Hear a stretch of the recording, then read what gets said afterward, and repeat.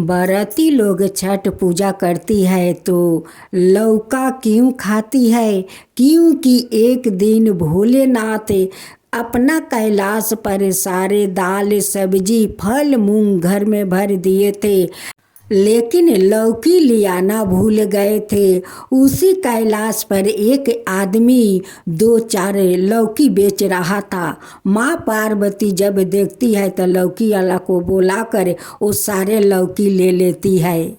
वही लौकी खाकर माँ पार्वती छठ व्रत करती है।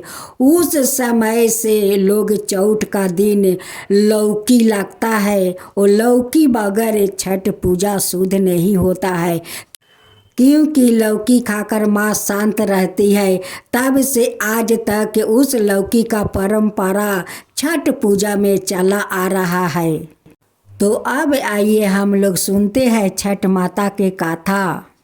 एक घर में 3 परिवार थे। एक सास और बहू और बेटा, 3 आदमी रहते थे। बहू का अभी 2 साल शादी का हुआ था। अभी उनकी कोई संतान नहीं हुए थे, लेकिन वो लोग बहुत गरीब थे। पति उनकी बाहर में एक मालिक का घर में गाय भैंस का देखभाल कर रहे थे और उनकी सासू माँ आदमी का घर में काम करती थी। छठ पूजा सामने आ गया था। बहू कहती है अपना सासू माँ से कि माँ जी, मैं चैती छठ का व्रत करना चाहती हूँ। सासू माँ कहती है कि बहू, तुम जो छठ पूजा करोगी 3 दिन उपवास रहोगी, लेकिन हम लोग के घर में तो तुम जानती हो कि हम लोग के संसार में कितना तकलीफ है, कितना दुख तकलीफ सह कर हम लोग चलते हैं। बहू कहती है कि नहीं माँ जी, मैं चैती छठ करूँगी, मैं करूँगी, चैती छठ जरूर करूँगी माँ जी। बहू कहती है कि माँ जी, आप जिसका घर में काम करती है उससे कुछ ज़्यादा पैसा मांग लीजिए, बाद में काम करके शुद्ध कर दीजिए। उधर आपका बेटा मालिक का घर में गाय भैंस का देखभाल करते हैं, उनका घर से कुछ पैसा मिल जाएगा तो आराम से हम छठ पूजा कर लूँगी माँ जी। छठ पूजा भी सामने आ गया। सासू माँ जाती है अपना मालकिन के घर में काम करने।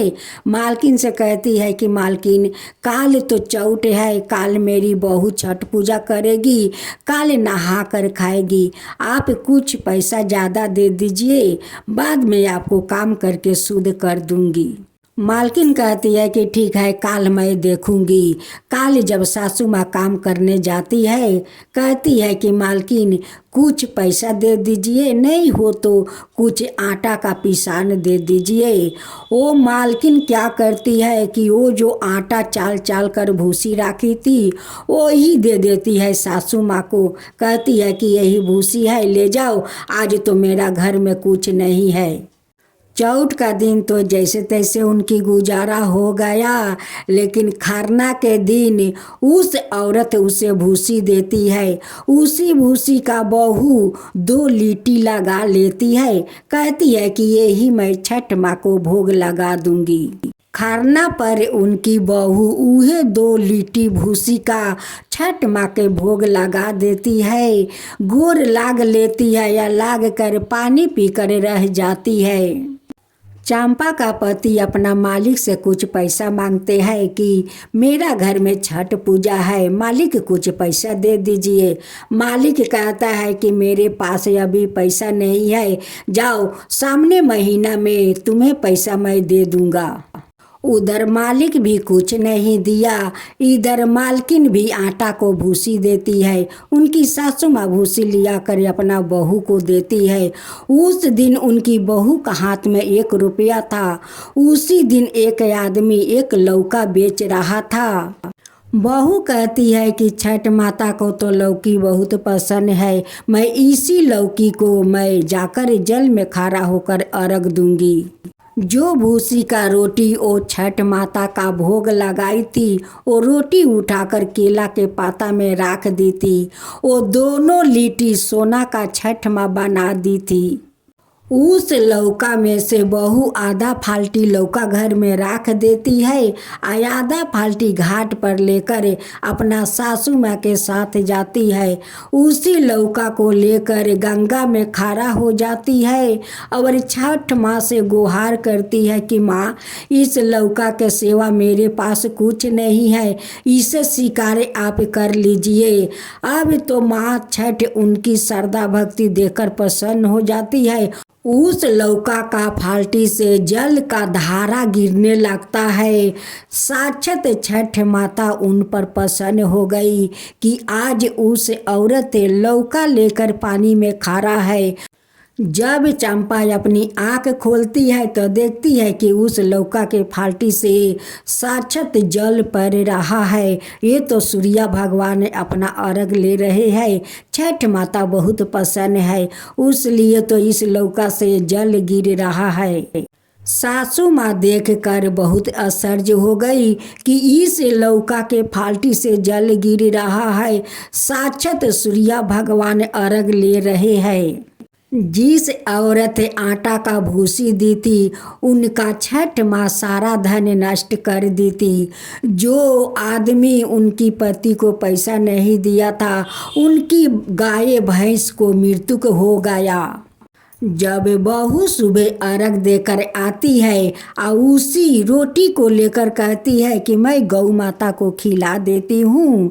अब तो जाकर जैसे देखती है केरा का पाता खोलकर उसमें दोनों जो औरत भूसी दी थी उनके घर में तो कोई कमी नहीं था, फिर भी भूसी दिया। उनकी घर में छठ माँ तो सारा धन नष्ट कर दिया।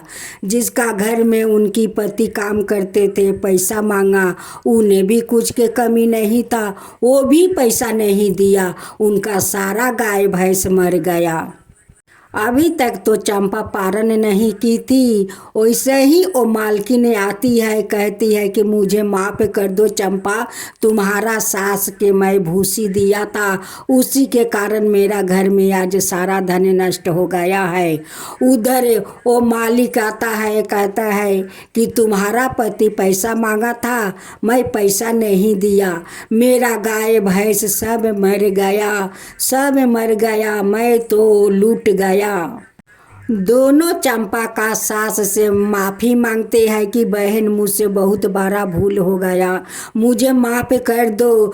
तुम तो आज छठ माता का व्रत की हो, मुझे क्षमा कर दो। अपना छठ माँ से बोलो कि हम लोग के क्षमा कर दे, ऐसा भूल कभी नहीं करूँगा, कभी नहीं करूँगी। चंपा तो बहुत दयालु थी, वो सभी को दुख देखकर उनकी ममता भर आता है। कहती है कि ठीक है, जो आधे लौका से वो अर्घ दी थी वही अर्घ दोनों को काट काट कर दे देती है। कहती है कि ले जाओ, इस लौका को बनाकर खा लेना, ये लौका ले जाओ, अपना गाय को रस करके गाय भैंस के ऊपर छींट देना, तुम्हारा सब ठीक हो जाएगा। अब तो वो आदमी ले जाता है, उस लौका का रस करके अपना सभी गाय या भैंस के ऊपर छींट देता है, गाय भैंस सब जीवित हो जाता है। उस औरत ने उसी लौका का रस करके अपना सारा घर में छींट देती है और उसे बनाकर खुद खा लेती है। छठ माँ का कृपा से उनकी सारा धन लौट आता है। कहती है कि हे छठी माता, आप तो धन हो, मेरा तो आपका इस लौका का रस से सारा धन लौटा दिया। आपका ये लौका महान है माँ, महान है। वो आदमी कहता है कि हे छठ माता, आप धन है, आपका रस से मेरा गाय भैंस जिंदा हो गया, वो जीवित हो गया। माता आप तो धन है माँ, आप धन है।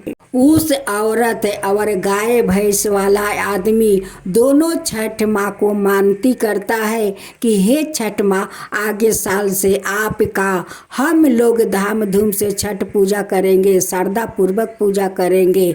अगले साल से वो दोनों चैत का छठ व्रत करने लगा। हे छठ माता, जैसे आप उस लक्ष्मीनिया का भूसी का रोट का आप सोना बना दिया, उन्हें भाग्य लौटा दिया। जैसे आप उस औरत का धन संपत्ति लौटा दिया, उस आदमी का गाय भैंस को जीवित कर दिया, वैसा ही सबका ऊपर कृपा कीजिए। हे छठ माता, सबका ऊपर कृपा कीजिए। छठ माता की जय हो, छठ माता की जय हो, सूर्य भगवान की जय हो, सूर्य भगवान की जय हो।